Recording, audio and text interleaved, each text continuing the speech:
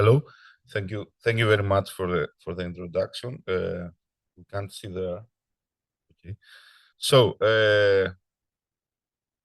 thanks again. I'm really glad to be here to present our work with Theodoros Dougalis, my bachelor student who did his thesis on this, which is a study on the number of participants needed for a method in HCI for closed card sorting. So a brief introduction. One slide. Information architecture is an important part in designing systems, especially ones that have that are rich in content, for example, websites. It's actually how we structure and label the content. It's very important in terms like findability, if you're familiar with the work from Morville, for user navigation. Card sorting is a key method for designing and evaluating information architectures. There are two main variations. There are actually more, but two are the main. The open card sorting, which is the most popular, let's say, because it's mainly a design method, and the closed cards sorting, which is the object of this work, which is mostly an evaluative technique, although we know these two things are very closely related, design evaluation. So closed card sorting, in one sentence, literally, the user sort content items into predefined set of categories. So the researchers provide one set of categories, let's say the categories in the navigation menu, and they ask the users to place content items in there, which can be, for example, the various web pages. It mainly helps in evaluating or redesigning information architectures. Sorry about the voice, it's from yesterday. So the research motivation, a key question for any HCI method actually is how many, it's the first question any student asks also, how many participants do I need? I need to do a study, how many participants do I need? Of course, he or she means that do I need 4 reliable and cost-effective results? Obviously, the easy answer is get as many as you can, okay? But we mean in a cost-effective way. We know the answer for open card sorting. Actually, there's one work also from us there. It's 10 to 30 participants. Okay, so this is the answer for open card sorting. For closed card sorting, we don't know. To the best of my knowledge, there is no study that has investigated so far. So the goal is exactly this, to identify the minimum number of participants needed to obtain reliable results for closed card sorting. So our study context is content from a well-known Greek e-commerce website. We involved 191 participants, mostly students. You can expect the mean age there.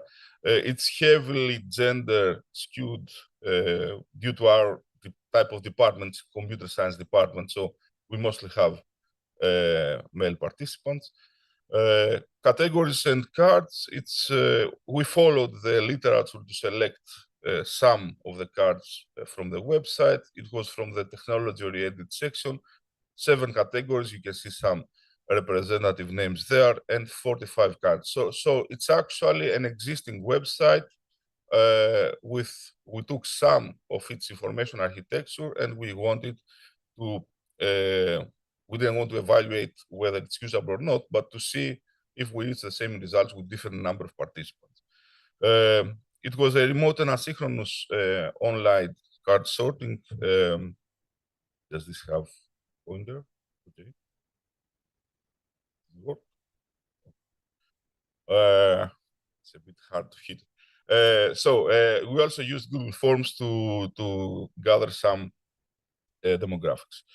So it's actually a sampling study. So we have a huge sample and we take random sub-samples of different size. We took for every possible size, meaning from 1, 2, 3, till we reach 191, which is the ground truth for us, the whole population, for this study. And we took 100 random samples for each sample size to have more representative and more confidence in the results. You can imagine that we didn't do this by hand. We wrote some script to do it in Python. And we did two types of analysis. One is on the raw data, actually, what's called a distance matrix, which is actually a matrix that shows how often the cards were placed together. So it's a cards by cards matrix with the co-occurrence on the cell. And the second analysis takes also into account the categories, which means that whether the cards were placed in the same category too. They could be placed together, but on different categories by different participants. So this is, let's say, a more strict analysis, but we are more interested in this actually. So I move to the results for the first analysis. You can see here a graph that shows all the possible sample sizes, some of them here actually, but all the possible sample sizes, and we can see a figure that shows how much each possible sample size is correlated to the whole sample size, from the results from the whole sample size. The confidence interval represents the fact that we have 100 sample sizes for this sample. We took from the literature some guidelines that, 0.9 correlation is enough actually for most HI methods. You can see here, obviously, that there is a plateau.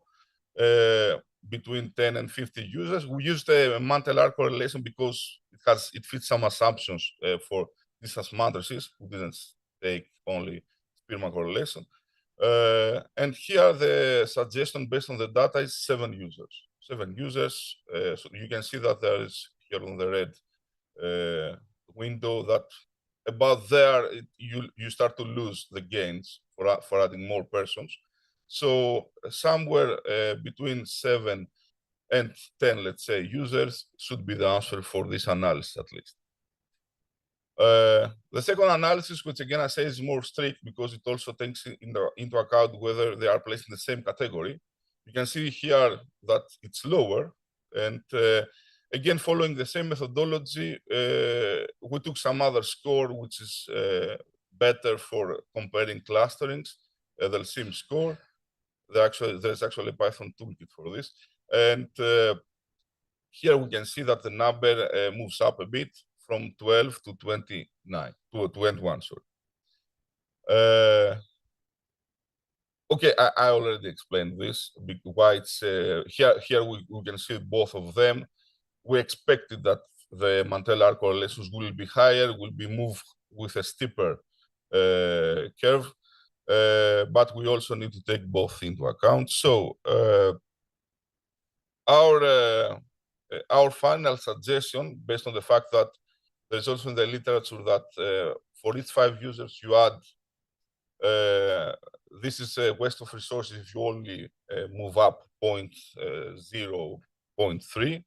So the final suggestion is that 8 to 12 participants are enough to reliably collect data for a closed card sorting exercise, and comparing it to the open card sorting variant, yes, there are more people required there, but it's because it's a more open task.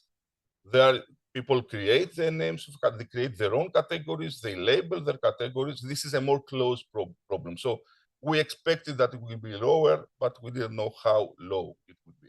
So it also makes sense that it's lower. Limitations, or did I jump one? No, I didn't. Limitation, obviously, we had gender skewed samples, so we need to rebalance or do some other studies with more balanced sample size. We only used one tool. The tool, we know it affects results, and the context, we also had one domain, the e-commerce. The results might be different for other domains.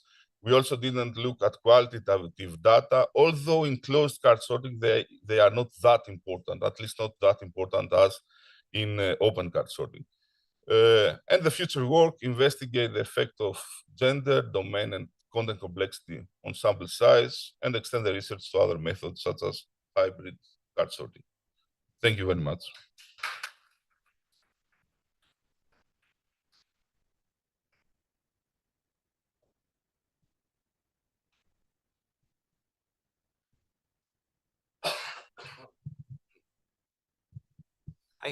Thank you for the insightful presentation. So first of all, this might be a bit of a silly question because I'm by no means a data or statistics. There are no silly questions to worry. Okay, thank you. So first of all, when you say you tested, for example, sample sizes of 5 people, that is for how accurate they were against the whole group, right? So when you're testing smaller sample sizes, you also have the inherent risk of kind of falling on the bad examples. So how do you, because some 5-person groups will be more accurate than other 5-person groups. So how do you compensate for that? How do you know that the 5 or 10 or however many representatives are actually representative of the whole group? Do you just take the worst case scenario, or how does it work? Thank you for the question. This is exactly why we didn't took only 5, one sample of 5, but 100 of 5. So, yep. So you took. That's why you also have a confidence interval in each of these points, because otherwise you would have one single point. So this is 100 samples of these samples. It's difficult to say them. Sub-sample size. Okay. We could take more, of course, 1,000, but it will run a bit.